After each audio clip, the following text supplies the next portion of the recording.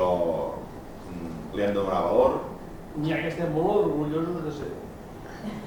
No, puc parlar no en boca teva sinó en boca de molts pagesos, que és que si no estiguéssiu molt orgullosos ja fa dies que hauríeu plegat. Perquè hi ha hagut anys i anys i anys que n'hi havia per plegar. Jo penso que la lectura positiva és aquesta, la primera. La segona, i una mica per lo que deia l'Antonio, és lo important és que avui en dia tenim formacions, ja no parlo d'espiets, formacions d'espiets, formacions a la Rovira Vigila, formacions continuades. Tercera cosa positiva per mi és... Penso que no volem tancar els ulls i tirar endavant, penso que volem mirar els problemes de cara i tenim ganes de com a mínim parlar-ne, i és el primer pas per solucionar-los. I l'últim, i el que penso que els últims anys ha canviat més, és una incorporació de la dona al món vitivinícola que no ha sigut per anar a vendre o per anar a analitzar. I per mi és potser un dels factors que serà bàsics perquè això pugui moure's a una altra, ja no a una altra velocitat, sinó a un altre caire. I els deures pendents,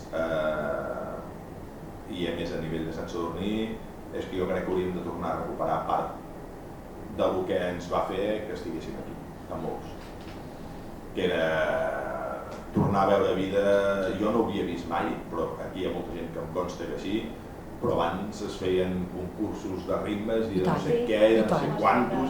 Això no es fa, no hi ha tractors, no hi ha res, al final a vegades hi ha gent de fora que em coneix que ve aquí i diu, i com sé? Ho sé per aquests taps de ferro que estan a les voreres. Si parlem de Sant Sadurní, aquí crec que tenim una feinada enorme perquè els que vinguin s'emocionin al veure-ho, al pensar-ho, al dir jo de gran faré això. Això ara crec que no passa tant. Jo de gran faré això, no passa tant. Laia. Després tornarem al Miquel perquè ens recomanis futurs talents, A veure, hi ha una mica de cursos de tot això.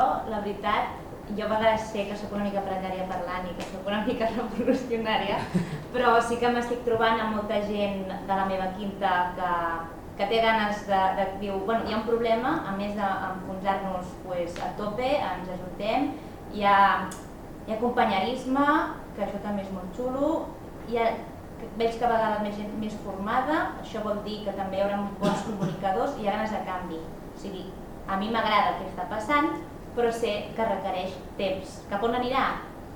Què m'agradaria? Home, m'agradaria que tothom, des del que fa volum i des del que fa 4 ampolletes, tingui capiguda. I per almenys puguem defensar un territori, en el nostre cas el Penedès, no? I aquest territori és els pagesos, això ens ha quedat tots clar. I de l'altre quin era? La teva visió sobre Sant Sadurní? Ui.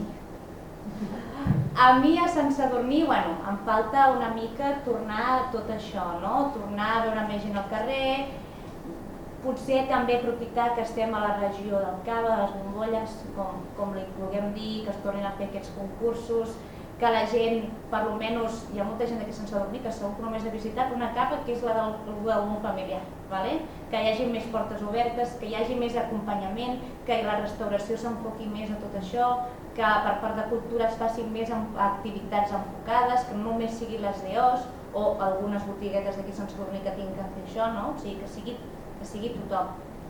I jo trobo a faltar que potser el Raval, no només hi hagués la cafè del Raval, això que fa els dijous que ara comença a posar un espumós i llavors juga i fa un concurs i no sé què, si el Raval estigués replet d'aquests espais i jo no sàpiga on anar perquè vull provar tot, no? I això també portarà que a la llarga també hi hagi turisme i conscienciar que el que ve aquí que no és un poble dormitori, o sigui que aquí això va ser un poble petit que s'ha fet més gran per la ubicació on estem, lògicament, i que poden passar coses molt interessants. De fet, jo ja no visc a Sant Sadurní i trobo a faltar això, de sortir de casa i poder fer això, no? I l'altra pregunta... Els talents locals. Espera que agafo el boli.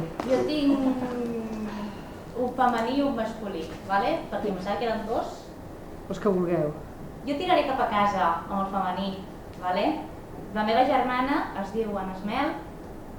Ella té l'escola de dansa del Banjara, no sé si ho coneixeu, I ell amb 20 anys va emprendre aquest negoci, actualment en té 34, o sigui, era una persona molt jove, i crec que va fer alguna molt interessant, que potser en un poble no es contemplava tant, de no només no fer un gimnàs, és a dir, sinó fer portava unes danses enfocades a la salut, és a dir, va començar lo del ioga, lo del circ, i també va crear com una petita comunitat que compartia tot això.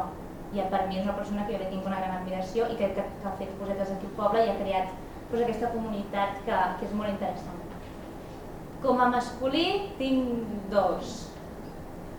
Tinc el Xavi Roig, que és historiador i ara mateix està molt posat a estudiar tota la història vitícola de Catalunya i sobretot el Penedès. De fet és un plaer escoltar-lo, és molt interessant. Xavi Roig Cantí, eh? Sí.